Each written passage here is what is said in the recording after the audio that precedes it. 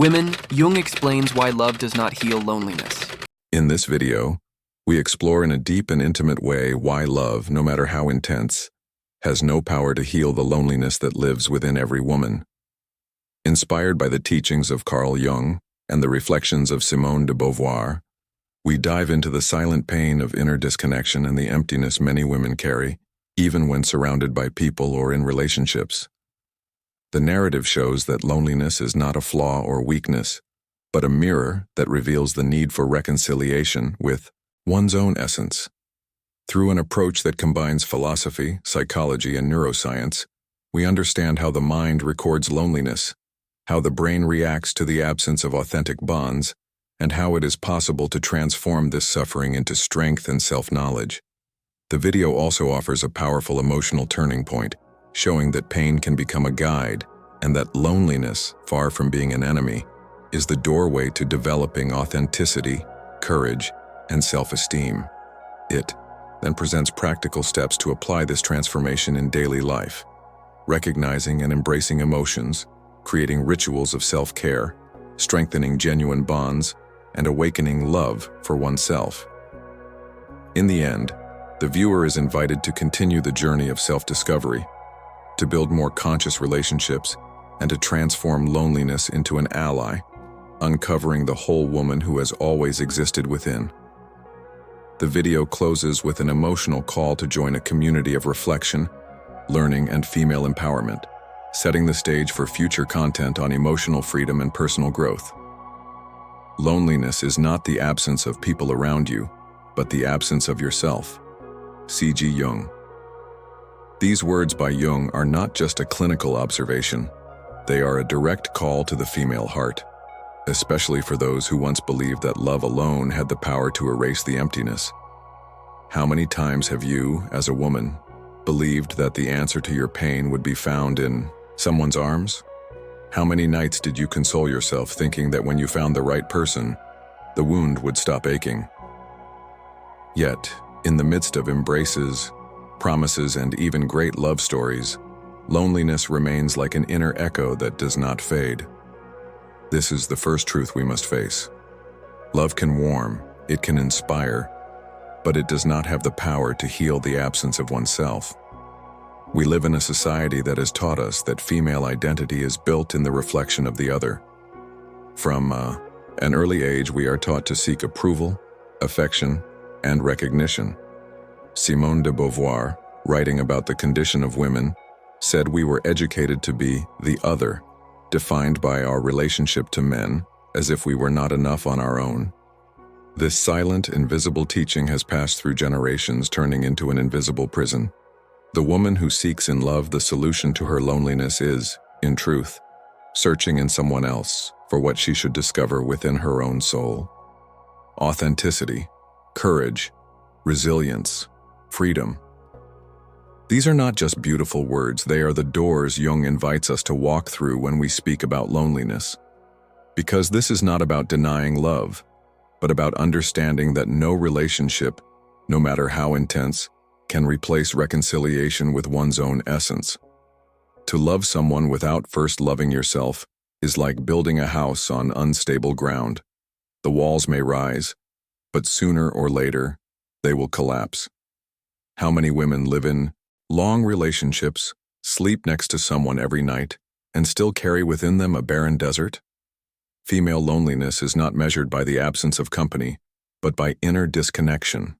And it is exactly here that Jung helps us see something both unsettling and liberating. Loneliness is a mirror reflecting the lack of connection with the true self. It is a symptom, a calling, a sign that parts of us have been forgotten, abandoned, rejected, begging to be heard. And this is where the narrative begins. Recognizing that loneliness is not an enemy, but a messenger. It does not come to destroy us, but to awaken us. Perhaps this is the greatest act of courage, to stop running into someone else's arms and start walking inward. There is an invisible thread that connects the pain of loneliness to the possibility of authenticity, and this is the thread we will follow throughout this journey, weaving together philosophy, psychology, and real life to discover why love, as beautiful as it may be, cannot by itself heal the emptiness of the soul. Simone de Beauvoir wrote, "One is not born but rather becomes a woman." This phrase, so often repeated, holds not only a social diagnosis but also an intimate wound. Becoming a woman, in our culture, has too often meant carrying the weight of external expectations, forced silences, and painful renunciations. And in this process, so many of us have learned to confuse love with salvation. But when love does not answer the deepest call, a devastating feeling is born, the pain of not being seen, even when standing before someone who claims to love us. This pain is silent, yet corrosive. It is the feeling of lying next to someone and still sensing a cold that no blanket can warm. It is looking into another's eyes and realizing that, no matter how much love exists, something inside remains untouched. Here, we do not judge. We embrace. Because this experience is far more common than we dare admit. It is a pain that cannot be soothed by affectionate messages or eternal promises of companionship. It is the pain of disconnection from oneself. Jung said that loneliness is not born from the absence of love, but from the inability to express one's essential truths. How many times have you silenced words to avoid losing someone? How many times have you swallowed tears just to keep the peace? This silent violence against oneself opens wounds that no relationship can heal. For in truth, it is not the other who abandons us. We abandon ourselves first when we silence our own voice. There is also a spiritual dimension to this pain. Psalm 34:18 says, "The Lord is close to the brokenhearted." Perhaps this is the most comforting reminder. Even when we feel invisible, there is a presence that sustains us. Loneliness can be a desert, but it can also be a place of encounter with what is eternal. The emptiness that hurts so deeply may, in fact, be the very space where God, or the soul itself, whispers. But before we speak of transcendence, we must face the raw reality. Many women seek in love an anesthetic for wounds far older. The loneliness that torments us today carries the marks of childhood, of unfair comparisons, rejections, and words that taught us to shrink ourselves in order to be accepted. As we grow, we carry this hidden scar and place it into the hands of romantic love, expecting it to heal what was denied us from the beginning, full acceptance of who we are. And it is precisely here that recognition arises. You are not alone. This pain, which so often feels unbearable, is also shared by other women who silence their inner cries. Perhaps you have never spoken it aloud, but you have felt that even in love, the emptiness remains. This is the common wound that unites us, the point where philosophy, psychology, and spirituality meet. The realization that another's love is not enough without a profound reunion with oneself. Admitting this is not easy. It takes courage to look inward and accept that loneliness will not vanish like magic. It is an unexpected companion, forcing us to confront truths we would rather avoid. Yet it is precisely by crossing this desert that we begin to see how pain can become a guide. The suffering that now weighs on us can also be the doorway to a greater discovery. And this discovery is what we will begin to explore in the next part. What neuroscience reveals about loneliness, and how our brain records, shapes, and even imprisons this silent pain. 4. Understanding the mind is the first step toward freeing the heart. Jung said the greatest tragedy is not to be alone, but to live surrounded by people and still feel invisible. This hidden loneliness, carried in silence, is not just a passing emotional state. It is a mark imprinted on both body and mind. Science confirms what philosophy has long intuited. Chronic loneliness can be as devastating as physical illness. Neuroscience studies show that the human brain interprets rejection and isolation, much like physical pain. It is as if, when feeling abandonment or invisibility, the body triggers survival alarms, registering emptiness as a real threat. This connection is no accident. Through evolution, we were shaped to seek belonging, because isolation once meant a risk of death. That is why the woman who now feels the pain of loneliness is not being weak or needy, She is experiencing a deeply human biological reaction. The brain activates the amygdala, which detects danger, and releases stress hormones such as cortisol. The result is palpable: anxiety, insomnia, fatigue, and a constant sense that something is wrong. It is biology shouting that inner disconnection needs to be healed. But here Jung helps us see an essential detail. It is not just the absence of bonds that causes pain, but the absence of authentic bonds. How many times have we been surrounded by people, at parties, gatherings, or even at home, and still felt a profound emptiness? The brain detects this lack of truth as if it were abandonment. Mere company is not enough. We need genuine connection, the kind where our essence can be revealed without fear of judgment. Without that, the mind registers loneliness, even in the midst of apparent affection. Neuroscience also shows us something hopeful. The brain is plastic, capable of reshaping itself. This means that even if we have spent years recording loneliness as a wound, we can teach the mind new pathways. Healthy relationships, practices of self-awareness, and even gratitude exercises reprogram brain circuits, reducing the sense of emptiness. The pain is real, but it does not have to be eternal. Still, the first step is honesty. Jung insisted that we cannot heal what we do not acknowledge. Ignoring loneliness, pretending another's love is enough, only prolongs the suffering. The brain needs coherence. If our actions say one thing and our soul another, the body feels the contradiction. That is why so many women live exhausted, spending energy to maintain appearances while inwardly fragmented. Simone de Beauvoir wrote, "A woman will only become free the day she learns to exist for herself." That freedom begins with recognizing that feeling loneliness is not weakness. On the contrary, it is a profound call to look within. Neuroscience confirms that when we acknowledge our pain, we create new circuits of awareness that reduce its intensity. It is not about denying love, but about freeing it from the responsibility of filling what is in truth our task, the reunion with the self. We stand before an uncomfortable truth. Love can soothe, but it cannot replace reconciliation with our essence. Science reveals how loneliness erodes the body, and philosophy shows how it exposes our inner disconnection.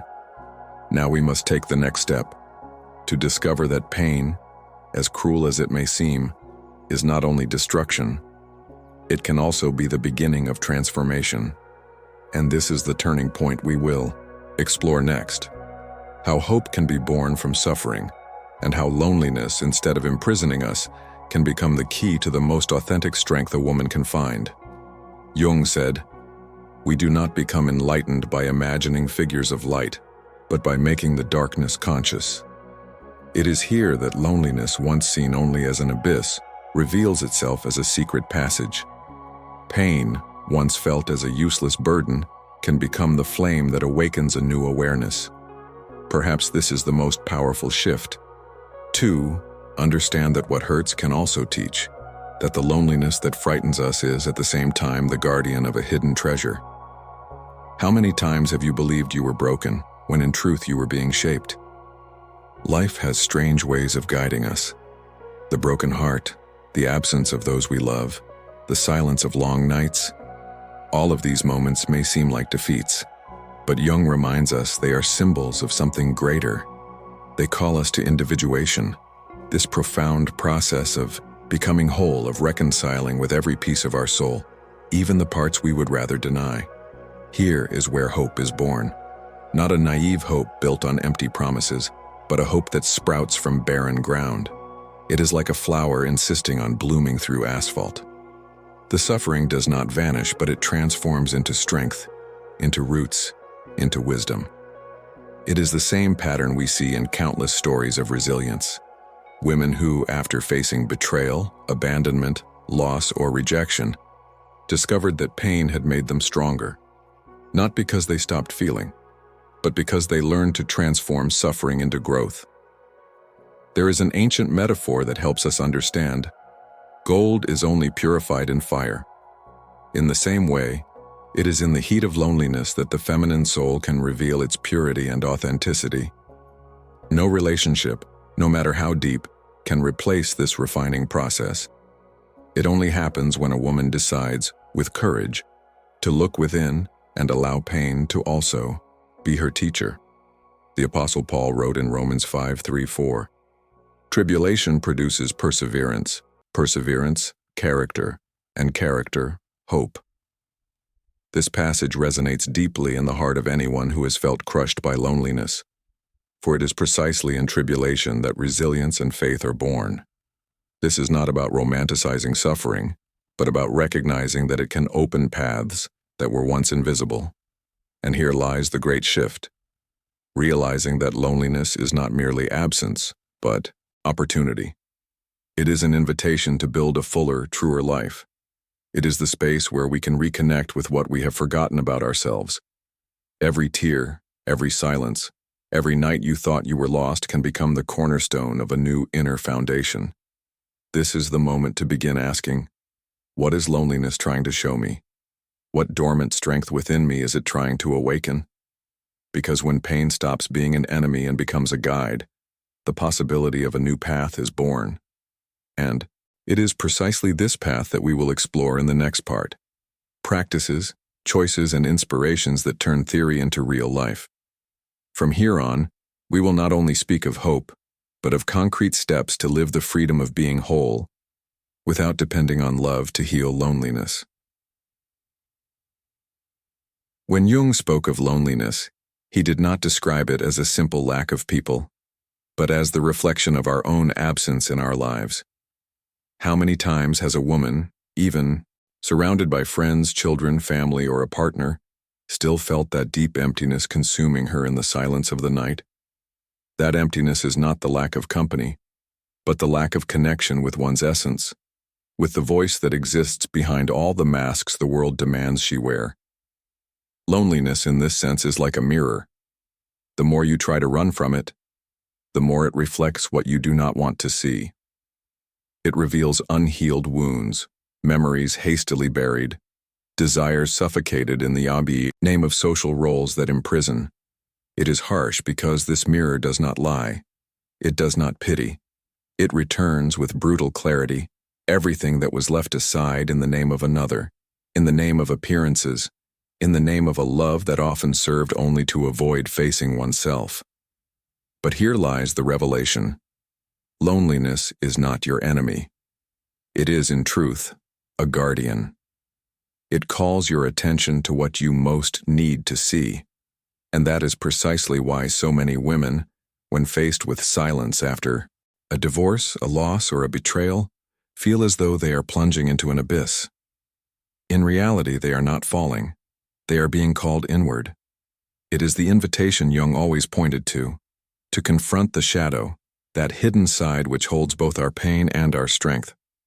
If love cannot heal loneliness, it is because it cannot replace this journey. No embrace, however warm, can hide for long the feeling of not being whole. No relationship, however passionate, has the power to resolve the inner war happening within you. This is a personal path, a solitary dive, demanding courage to stand before the mirror without turning away. And when that courage blooms, something extraordinary happens. Loneliness stops being a burden and becomes a companion. Not because you wish to keep it forever, but because you learn to hear its language. It shows that true love can only emerge when you no longer abandon yourself. That the meeting with another is only real when you have first met yourself. This is how a woman stops seeking a savior and begins to walk as the protagonist of her own story. Loneliness, then, ceases to be a void to be filled and becomes a sacred space of revelation. We have reached a crucial point in our journey, understanding that love, no matter how intense and beautiful, does not have the power to heal the loneliness that dwells within us. This realization is not discouraging. It is liberating. Jung reminds us that true transformation begins when we become conscious of our own essence, our own soul. Acknowledging loneliness is the first step to crossing it and finally finding the strength that has always been within you. But how can we turn this understanding into daily practice? Here are 3 concrete steps you can begin applying right now.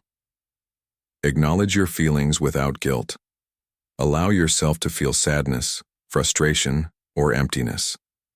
Every emotion is a message, a signal that something inside you needs attention.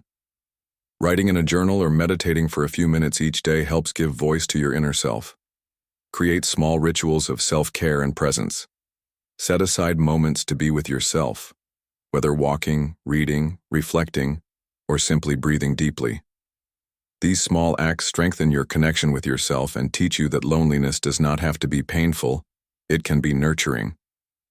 Strengthen authentic and intentional bonds.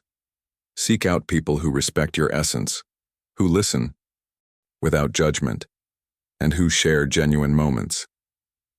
Loneliness is not healed by just any company, but by relationships rooted in reciprocity and true respect. By applying these practices, you begin to see that loneliness stops being an enemy and becomes a guide. It is in this space that self-esteem grows, courage takes root, and love for yourself becomes solid and unshakable. Once you find yourself, the outside world no longer holds the power to define who you are. And here is a special invitation. Continue this journey with us. Subscribe to the channel, like this video, and share it with other women who may resonate with this message. Together, we can create a circle of learning, reflection, and empowerment, where every experience becomes wisdom and every silence becomes an opportunity for self-discovery. In the next video, we will explore how deep self-knowledge can transform romantic, professional, and family relationships, showing that true emotional freedom begins when we stop seeking outside what can only be cultivated within. Remember, loneliness is not a permanent obstacle, but a bridge to inner strength. The sooner you cross it, the sooner you will discover the whole woman who has always existed within you. The time to begin is now.